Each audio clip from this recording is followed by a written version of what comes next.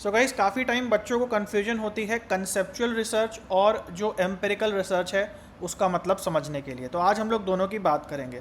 सबसे पहले बात करते हैं कंसेप्चुअल रिसर्च की। कंसेप्चुअल रिसर्च जो है एक प्रकार से कंसेप्ट पे आधारित होती है, यानी जो आप रिसर्च कर रहे हैं उसमें कोई प्रैक्टिकल वर्क ना करके आप क्या है, थियरीज और आइडियाज़ के बेसिस पे अपनी रिसर्च कर रहे हैं, जहाँ पे आप कोई जो प्रॉपर थिंकिंग है, कोई बात है, कोई तथ्य है, कोई तर्क है, उसकी एनालिसिस करते हैं, उस पर रीजनिंग लगाते हैं या उस पर जो है तर्क लगाते हैं, और उसके बाद फिलोसॉफिकली जो है कंक्लूजन को डराइव करते हैं।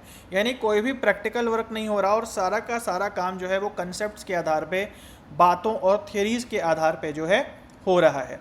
इसके उलट आता है हमारा एम्पेरिकल रिसर्च। एम्पेरिकल रिसर्च में क्या होता है कि प्रैक्टिकल होता है, कुछ काम हम करते हैं रियल लाइफ में, उससे कुछ गणनाएं निकलती हैं, कुछ ऑब्जर्वेशंस निकलती हैं और कुछ एक्सपेरिमेंट्स हम रन कराते हैं, है ना। तो इसमें ये सारी चीज़ें आ जाती हैं, डेटा कलेक्ट करना, सर्वे कराना, एक्सपेरिमेंट करना, यानी कि हकीकत में कुछ करके उसके जो एक्चुअल परिणाम हमारे सामने जो निकल करके आ रहे हैं, जिन्हें हम ऑब्जर्वेशनल रिजल्ट्स भी कह सकते हैं, तो वहाँ पे एम्पेरिकल रिसर्च है।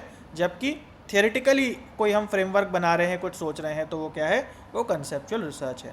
अगर शॉर्ट में बात करें तो कंसेप्चुअल रिसर्च थिंकिंग बेस्ड है, यानी उसमें आइडियाज़ हैं, विचार हैं, तर्क है, रीजनिंग है। जबकि एम्पेरिकल की बात करें तो ये डेटा बेस्ड है और इसमें एविडेंस, यानी कि वाकई कोई चीज़ करके हमें सामने क्या रिजल्ट्स दिख रहे हैं, उसकी बात की जाती है। आई होप आपको समझ में आ गया।